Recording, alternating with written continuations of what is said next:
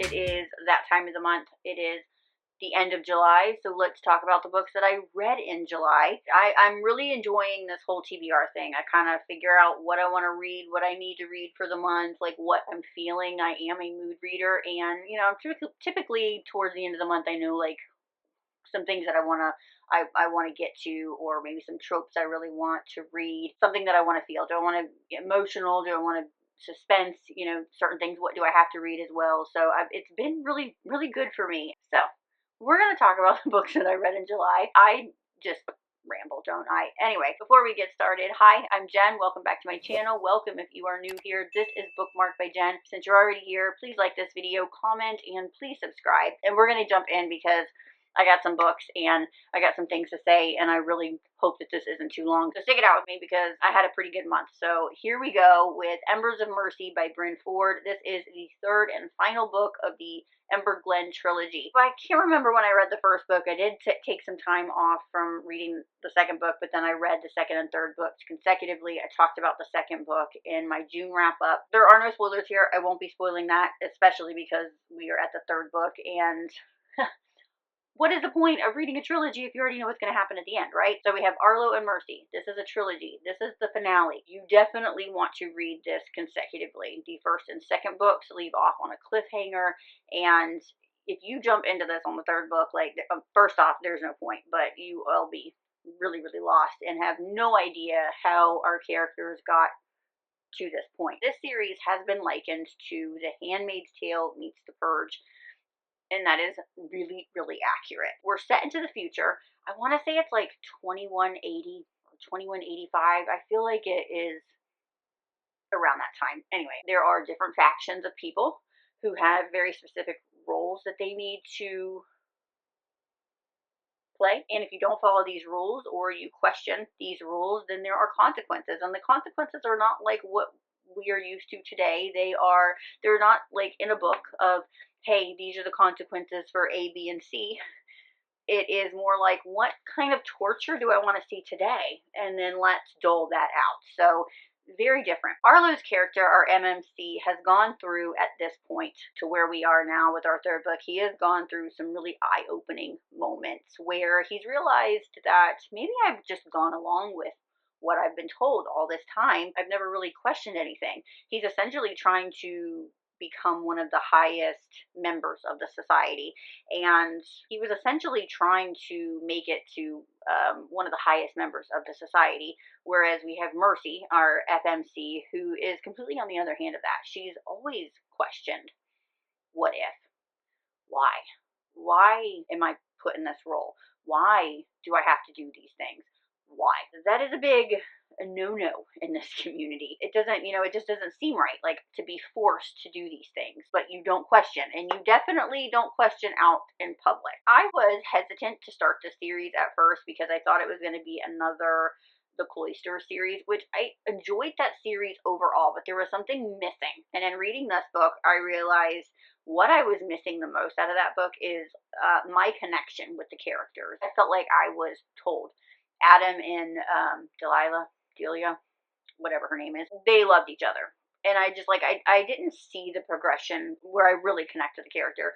Mercy and Arlo, they go through some shit, and they are put through some trials, not just on the trials that she's put through, but they go through some personal trials to get them to the point that they are. She is a phenomenal FMC, and we'll get to that in a minute, but she makes him question things that he wasn't questioning before, makes him open his eyes, and I loved that push and pull of their characters. He tried so hard to combat her and to push her and to, like, not have the feelings that he was having. So I am so glad that I picked up this series because I loved Mercy and Arlo for completely different reasons. Mercy was strong from the start and exactly what I love to see in my FMCs.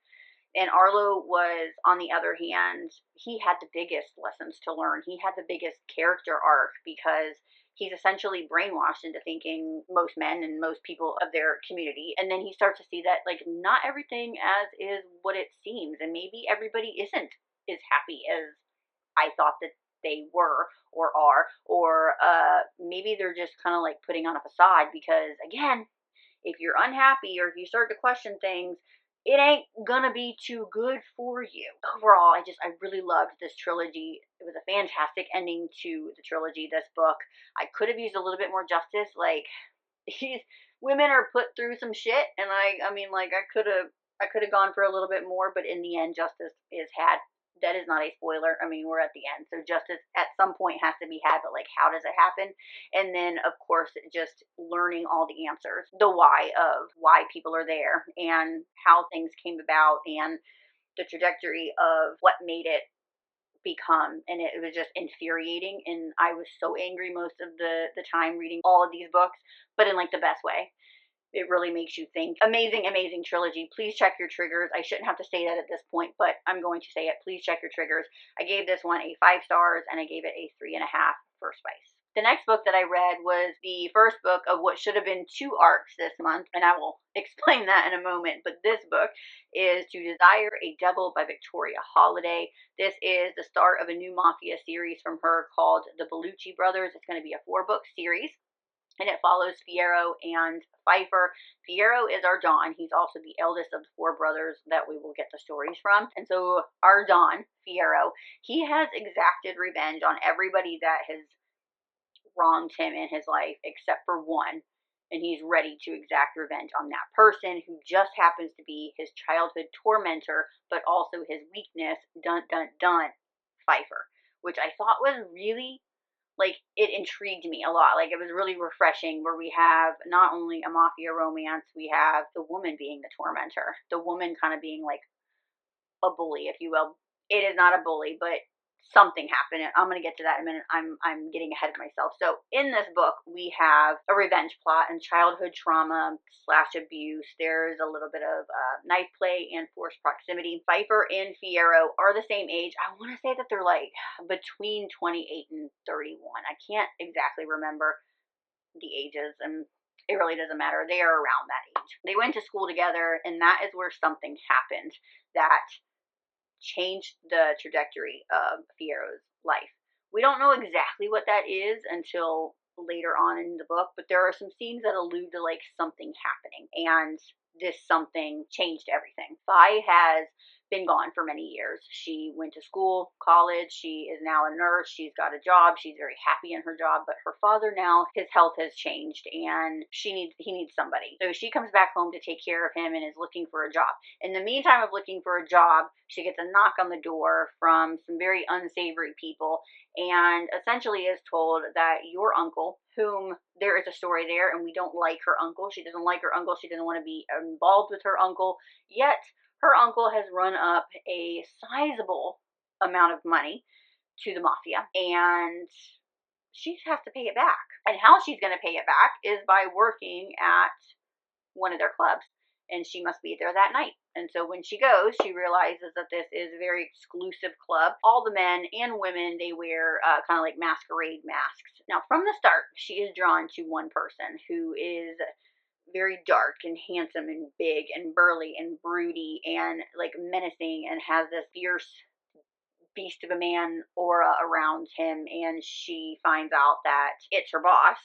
He does not like people looking at him, and she just cannot seem to not look at him. At this point, she doesn't recognize him. Like, she doesn't know who he is. And like, I can't tell you that. That's a spoiler. But anyway, she doesn't recognize him. What she comes to realize as she's working here is, I need to pay off this debt, and I need to focus on my father, and I need to get back to nursing, and I need to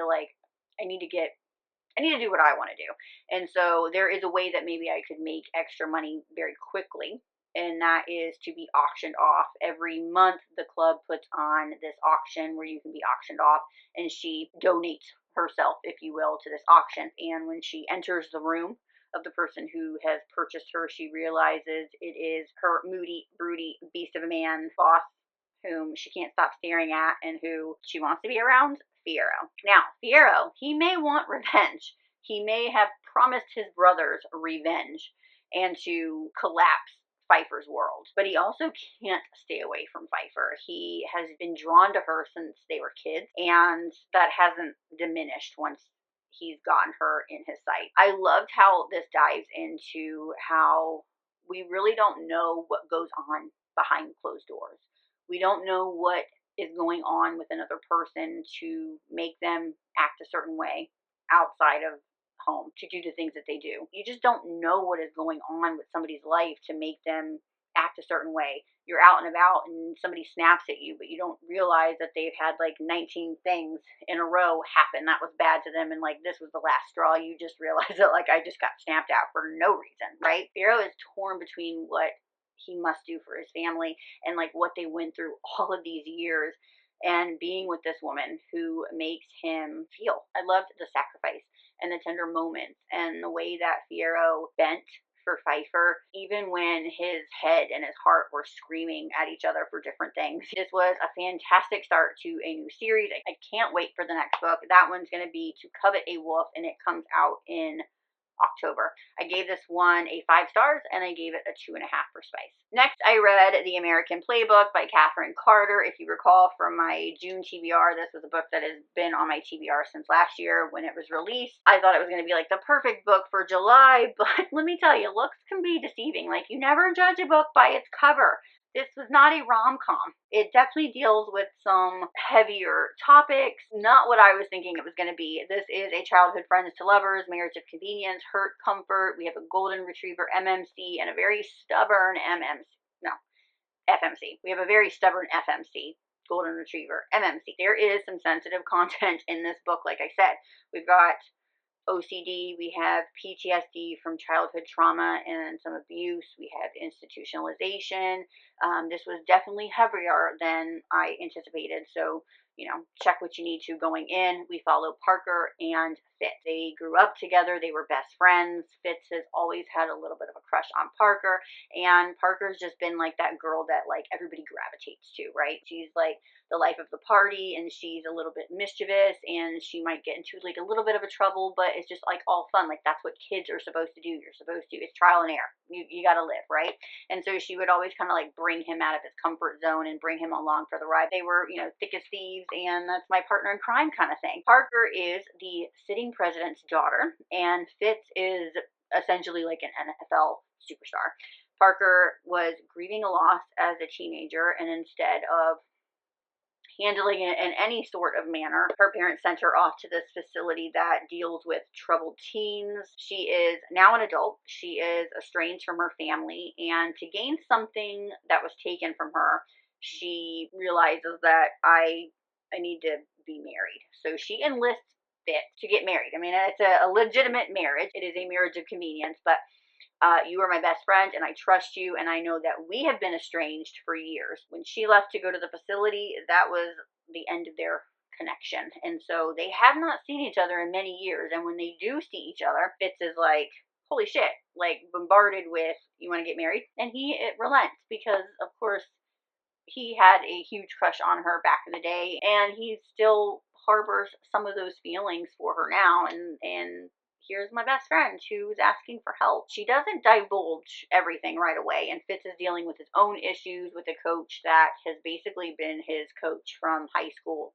up until now. Like, this man has like followed him through his career, and so he's dealing with his own like football issues. I thought this book was really well written. It dealt with like tragedy and the rehabilitation center. I think it did a very well job, like sensitive writing. It did a fantastic job on that, as well as Parker's issue since being out and what she has developed from being inside that facility. She hasn't completely dealt with everything that was done to her and to others, and it shows because she doesn't handle stress and conflict very well. OCD and the PTSD come up a lot with this, and she doesn't really, because of that, like I think the way that her life would have gone had she not gone to that facility is a completely different. I mean, she's got to get herself back to that. Like, it was stopped at that point that she was forced to go here, and the way that she views people and her relationships have completely changed because she just doesn't like trust. And even now being back with Fitz and still and having like a little piece of her childhood, she still keeps him at arm's length. I did have a few issues with this book, just with the back and forth with Parker. I completely understood where she was coming from. It's just, in real time, she has been out for quite some time, estranged, and she's doing her own thing. She's not relying on her family. She does not want contact with them for good reason. But she's also not having contact with anybody, therapy or just getting any type of help. She's dealing with everything on her own, and she needs some clear mechanics to deal with the things that she went through. We're getting to that point, but as we're getting to that point, there is this push and pull where Fitz shows up every single time. He does whatever he can. He sees that she's grappling with something and he wants to be there. Like, all he needs is just like for her to open up and let him be there for him, and she just continues to keep him at arm's length. But again, he keeps showing up and he's basically saying, like, I've been in love with you, and I was in love with you back then, I'm still in love with you now, like, what do you need from me? And then what it took for her to finally like get it through her head, like, in a scene prior to that, I thought, oh, she's gonna get it, like, finally we're gonna get this, like, she's gonna get it that he loves her. And then what it actually takes, it, like, I don't know, we just didn't need it. Like, I was over the back and forth kind of thing. I feel like it didn't have to be there, and essentially did not have to make this book as long as it wasn't. It wasn't even a long book. It's just like that didn't, there was a couple things that just didn't need to be in this book without this like annoying conflict. But overall, I did enjoy it. I am glad that I finally read it. Definitely not the rom-com that I thought it was. I gave it a 4. It is a soft 4, and I gave it a 2 for spice. Next, we're going to talk about the buddy read for July, which was West of Forever by Corinne Michaels. I will put our live in the description box for you if you missed it. Really enjoyed our live for this one. So this is the first book in Corinne Michaels' new series, Hearthstone Ranch. It is a small town cowboy, forbidden romance, single dad, rival families. In that rival family goes back generations. Secret affair. It was fantastic, and let me tell you about it. Even though their families would never approve, Tristan and Lark decide we need to scratch an itch, respectively. He has been widowed for quite some time, raising his daughter, who is now 12, and she has a boyfriend at the start of the book, but ends up breaking up with him because it's just like they're not compatible. It's just not going to work. Like, she wanted a nice guy who was maybe like not a cowboy, and it ain't going to work. So I still need an itch scratched, and who better than this hunk of a man, even though my family would literally shit a brick. So we have to keep this hush hush. But if we do this, there can be no feelings, no strings, no relationship. Like, it's strictly, we are going to meet up, do the damn thing, and say goodbye whenever we want to, right? What could possibly go wrong, she says as she rolls her eyes. I loved these characters. I mean, I loved both of these characters. I love how, like, they are the refreshing take on their families, where they're like eye roll of our families are batshit. They're batshit. We've been rivals for generations. Do we even know what really spawned it? At this point, it's like the telephone game. It's like, no, I heard it was this. Well, I heard it was this. Really? Because I heard it was like, everybody has a different story as to what the hell actually happened, but they just know, like, we don't like each other. To the point of, like, as the book started, he's this nice guy who finds Lark on the side of the road in like this torrential downpour, who has a flat tire, and he knows the right thing that his family and possibly her family would want him to do is to just drive away. But he can't do that. He's this nice guy who's like, I'm not just going to leave her. I'm going to fix her car, and then I'm going to make sure that she gets home safely because it is a torrential downpour. Like, I'm not that kind of guy. I cannot do that. So they recognize in each other that each is really good looking, and if you're willing to have no strings attached, me as a single father cannot give you my heart. It's already been done. I am so scared to give my heart away and lose love again. And I'm dealing with my 12-year-old daughter, who is snarky. And we'll get to the daughter in a minute, because she, like, we'll get to it in a minute. And then we have Lark, who's just, I don't want to do what I've been doing, and I need something. So you're willing, I'm willing, let's do it. But soon feelings start to get involved, and like, what do you do when your heart belongs to a man whose family is your family's sworn enemy? Like, what do we do? And we're like legitimately torn between our two families, because in the midst of this, like anytime the other's family's name is brought up, it's just like craziness, especially from her brothers who are like rock solid on the fact of like, I will throw down at any time. Like there's just legitimate, hey, I was sworn to hate these people. Like my family is sworn to hate these people. So like I don't have a legitimate reason, but I hate these people. So let's get back to Tristan's daughter, who stole the show for me. She is the cutest 12-year-old little girl living with her dad, who is also living with her granddad, who is a troublemaker. And I love an old man trouble. I just love old people troublemakers. I love it. And when his daughter finds out that Lark like wallpapered her chicken coop, that is like all she needed to wallpaper the chicken coop and give him a chandelier and maybe do like a chicken of the month or the week. It's all really freaking cute. And then enlist the help of the troublemaker old man. I mean, it was a really good time. So Tristan and Lark spark up this relationship,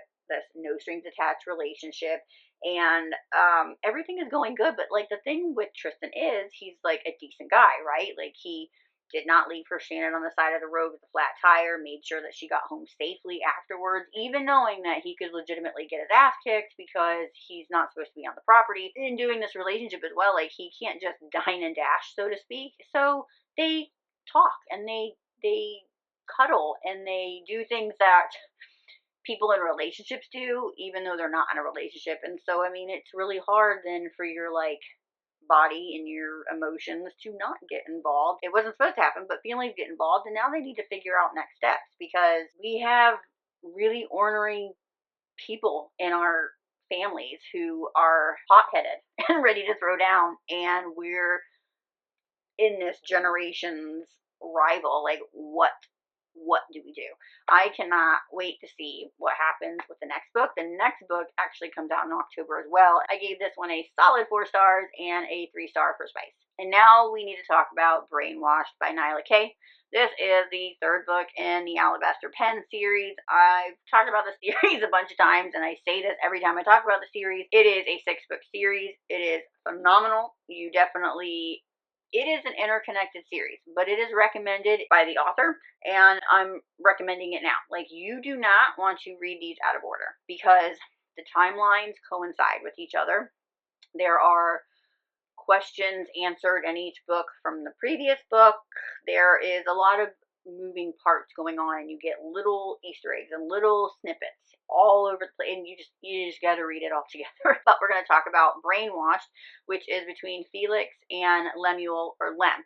This is another MM romance. It's Dr. Patient. It's a true crime-ish romance between an inmate and the doctor who has been tasked to study him.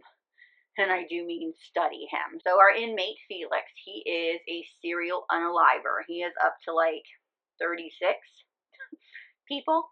And he has been brought to the island to be studied. And then we have Lemuel, or Lem, who has been brought in very recently. Like, they meet each other in this book. He has been brought in to study Felix, but he has some very unorthodox ways of doing so. But Manuel, or the Ivory as they call him, who is like the warden of this place, and like he's got a lot going on, and there's like a lot of shit with this man, and I just don't know what's going on with this man, and we can have a conversation if we need to, but like he doesn't seem like a good man. Definitely don't like him after, especially the 2nd book. Okay, don't like him, but like I know that he gets his own book. Don't spoil it for me if you've read these, but like this is my thinking, right? Is that book supposed to be some type of redemption arc or something? I don't know, but it's like, how am I supposed to like you? You're not a nice person, and you've created this rock of a prison with a mansion off to the side that nobody knows exists, but he's got this prison which houses prized possessions of his inmates. There's a lot going on. There really is. Back to this book, though. So we have Lem and Felix, who are essentially the same person. Like, but they just grew up different. And any point in their life, one instance could have happened that, like, deviated them to one being a serial aliver and one becoming a psychiatrist who treats unalivers. He loves the way that the mind works, and he loves to like get into the mind of like why somebody decides to become somebody who hurts other people. And then in the same token, we have Felix, who is afraid of being left, and so he makes sure that like his victims don't leave him, or that he can leave them. And then he's also this kind of like vigilante who has been known to how do I say this so that I don't get like snapped on YouTube? People who like children and people who take sexual acts that were not given to them. I'm sure there's a better way to do that. But anyway, he's been known to be like this vigilante, but he, also doesn't have empathy, and he's essentially a sociopath. So Lem is there to get inside the mind of Felix and the things that made him up. It's funny how you're supposed to be abhorred by this man who has no empathy and is a sociopath, but in the end you find like softness for him. He's like this little child, especially when it comes to Lem and the connection that they have, and that was just like, I don't know, like we could really dive into like some psychology of this, because again, I feel like they are like one and the same person, and like one little tiny thing would have made Lem become the serial lifer that Felix is. And I also think at like certain times Felix became his doctor, his therapist in a way. And so I really enjoyed watching their relationship grow. And Lem, who is really taken aback by the fact that like I don't normally have these feelings, and I don't normally have these reactions to anybody, let alone man, because this is essentially like Gay for You. But I loved watching their relationship unfold. I loved it. I gave this one a 4 stars. I gave it a 4 stars for spice. And now we are to the last book that I read for the month. Remember how I talked about To Desire a Devil was supposed to be my first of 2 arcs? Well, the second arc that I was supposed to read this month, the release has been extended to next month, at the end of the next month. So I will be reading that. In the meantime, I had the space to read something, and what was I going to do? So I picked up a book that I have on my August TBR. So I won't be talking about it in August because we're going to talk about it right now. And that is Frozen Heart by Neva Altai. This is the 12th and final book of the Perfectly Imperfect series. This was a little bittersweet. Like, I'm not going to lie. Saying goodbye after all this time. I mean, what has it been? It's been like 4 years since,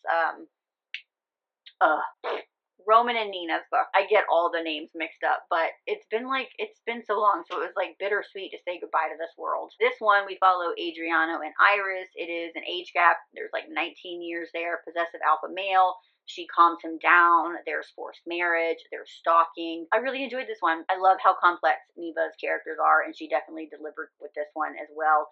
There is a lot going on in the first 50% of the book. We see Adriano in his conflict with his feelings, and how he acts when like no one is around. He has this dual personality, and I loved watching that throughout the book, this duality that he has. Especially, he's got the persona that he shows everybody when he's dealing with mafia dealings. He's like in the mafia, but not in the mafia. He's like outside the mafia. He has his own business and his own dealings, but he deals strictly with mafia. But he always has this very stoic, very like straight-laced persona. I loved watching that. And then the conflict of him, of like, as he's opening up and being more of himself and kind of releasing some of this stoic personality that he has, like, who's gonna want this? Who's gonna, like, this is who I've cultivated this entire time, like my entire life. Like, this persona is what I have, and this is what everybody knows me as. What do I do with the real me, and who is ever going to want the real me? So he really reads like 2 people, and I loved that duality of his character, how he immediately shows Iris his true self, even when he's not like trying to, but like she walks in on an incident that happened, and there it is. Like, she's known him as one person, and then immediately is shocked to see like this completely different person of Adriano. And then from that moment, he just steadily shows her who he really is, and wants to almost show her the worst of him to see how much she'll take. He also thinks that like everybody is kind of like him. Like, everybody holds a mask. Everybody is 2 different people. They show the world who they think the world should see, and then behind closed doors they are who they really are. He finds it really refreshing that Iris is not that, who she shows to the world is who she really is, and he's very intrigued by her. So when he finds out that her mother is really, really sick, in need of a heart transplant, because like any given moment of like a sneeze or another heart attack or anything like that, like she would be dead, he decides to kind of like blackmail Iris and is like, well, I'll give you exactly what you want, but you have to marry me. And so that's how he like gets what he wants. Like he knows that he wants her, and he's like pushing and fighting with himself about what's happening, but also like she could never want me for who I am, so I'm just gonna make her marry me, and then I'm just gonna be like cruel to her. Iris has like 5 jobs, and as she's trying to get her mother this heart transplant and figure out how like she can come up with the money, she enlists her friend to help her get into this really exclusive nightclub where she makes a lot of money. When you're there at this nightclub, all the women who go into these separate rooms, they wear blindfolds, and so you don't know who the guest is, who your guest is. To be completely anonymous, when she goes in there to her silent guest, their stipulation is she is supposed to talk to him, and he is not going to talk to her, but he just wants to listen to her. And she finds this very odd, but she's like, you know, I'm getting paid a lot of money to just talk about nonsense, to ramble on for hours at a time, and that's it. And this person listens to her, and then she finds out that like he's not only listening, but he's like doing small things for her, like the little small things that really do add up to me the most, because somebody really is listening to me. Like they're not trying to get me something because it's like the biggest and the best thing. It's they're giving me things that like I truly want. You've listened to me, and helping other people in the community that Adriano definitely would not do, the silent guest is doing for her. And so again, we see a little bit more of his like personality and that duality of his, which I was hooked. I could not stop reading this. I love seeing the characters from the previous books, especially, and like falling in love with another possessive, over the top male, and the woman that melts his heart. Do you see what I just did there? Because it's called Frozen Heart. I am done. Okay, this one I gave a 4.5 stars to. I gave 2 stars for Spice. And that's all she wrote, folks. Or in my case, this is all that she read. This is what I read in July.